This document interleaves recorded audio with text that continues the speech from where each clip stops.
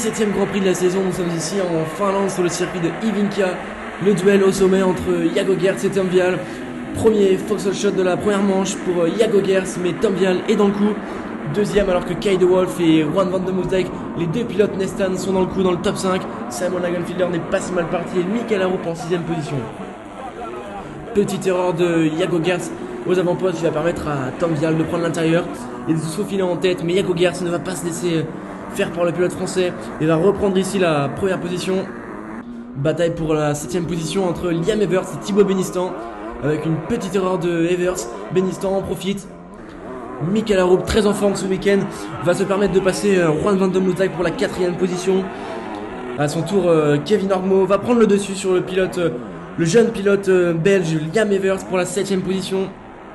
Alors qu'il était remonté en 4ème position, Michael Arup dans le dernier tour va commettre une erreur, il repartira en 8ème place.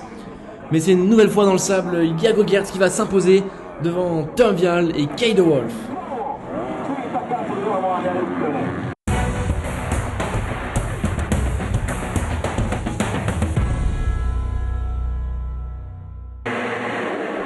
Deuxième départ de la catégorie MX2 dans le sable profond de Finlande. Très bon départ pour le pilote belge une nouvelle fois qui signera aujourd'hui les 2 Foxhole Shot. Meilleur départ de la saison pour le rookie Liam Everts, Tom Guyon en 3ème position, ainsi que Juan van de Moosdijk. Vialle qui attaque directement à la sortie des vagues Van de Moosdijk pour prendre la 3ème place derrière Liam Everts. Bien installé en tête, Jago Geerts va commettre une énorme erreur qui le fera repartir en dernière position. Il devra donc faire une énorme remontée pour permettre de garder sa plaque rouge. Mais aux avant-postes, c'était une bataille entre deux KTM, Liam Everts et Tom Vialle. Tom Vialle qui est légèrement au-dessus et qui passe en première position. Juan van de Moosdijk va ensuite passer Liam Everts, il est maintenant en second derrière Vialle. Vialle qui va commettre une petite erreur et qui va sortir de la piste, ce qui va permettre à Juan van de Moosdijk de passer en tête de la course.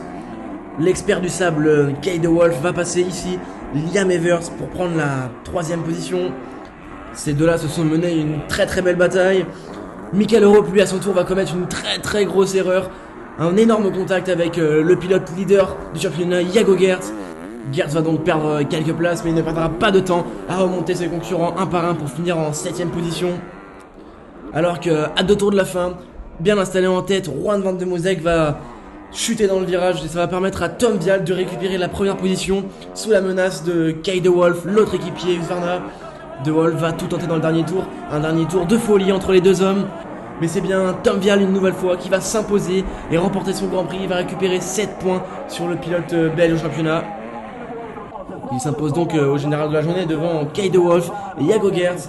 Maintenant 15 points séparent les deux hommes au championnat. Geerts est toujours en tête et Vialle second. Lagenfielder qui complète et s'installe provisoirement en 3ème place du championnat.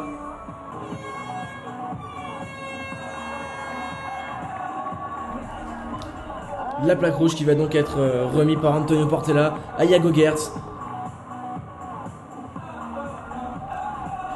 Il a fait si chaud ici en Finlande. J'ai eu 2 bons départs. J'ai fait une petite erreur où je suis sorti de la piste. J'ai juste bien roulé. Après, Van de Moosdijk a fait une petite erreur dans le dernier tour, ce qui m'a vraiment beaucoup aidé. Je remercie beaucoup le team.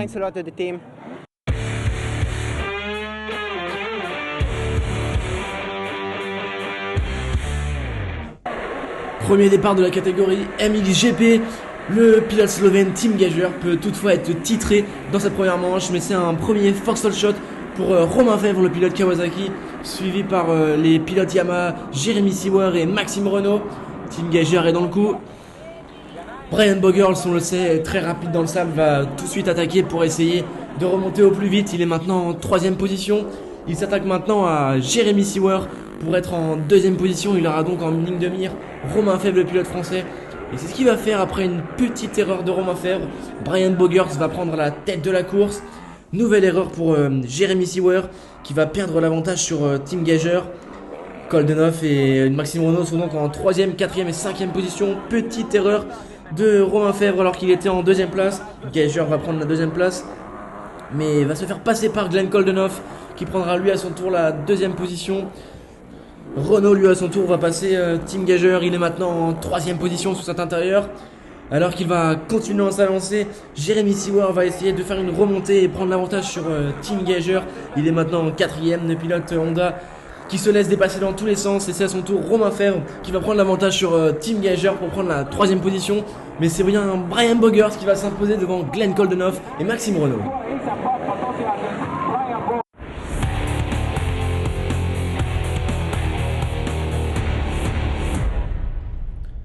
Deuxième départ de la catégorie MXGP. Au terme de cette manche, Team Gager peut être une nouvelle fois titré champion du monde pour la 5ème fois de sa carrière. Mais le Foxhole Shot sera au titre de Glenn Koldenhoff. Très bon départ pour le pilote Jackie Martens, Ivo Monticelli. Romain Fèvre est en 3ème position. Il va tout de suite attaquer sur Glenn Koldenhoff, mais va commettre une très grosse erreur en percutant le pilote néerlandais. Romain Fèvre repartira en 13ème position.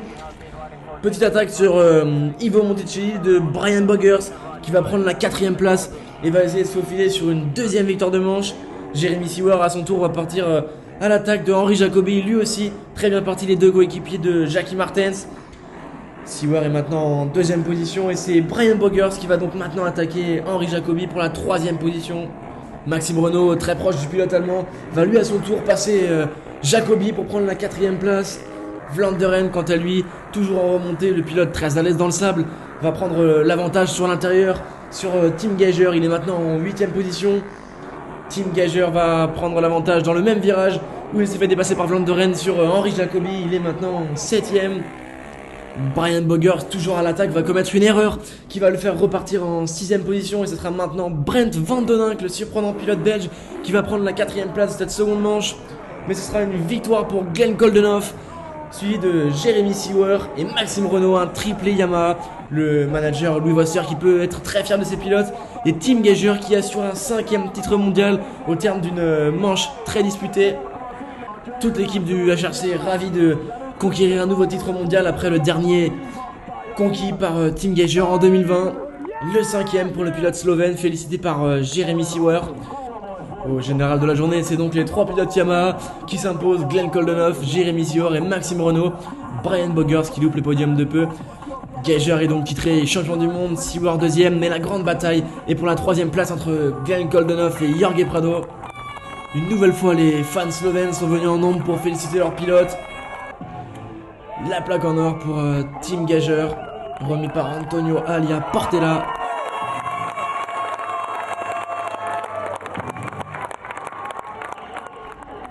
Incroyable, je suis juste sans voix. Gagner un titre c'est déjà beaucoup, mais en gagner 5 c'est incroyable. Vous savez, l'équipe de HRC, nous sommes une équipe incroyable, vous savez. Bien sûr, nous avons eu un peu de mal par la fin, j'étais un petit peu nerveux, mais je suis vraiment content.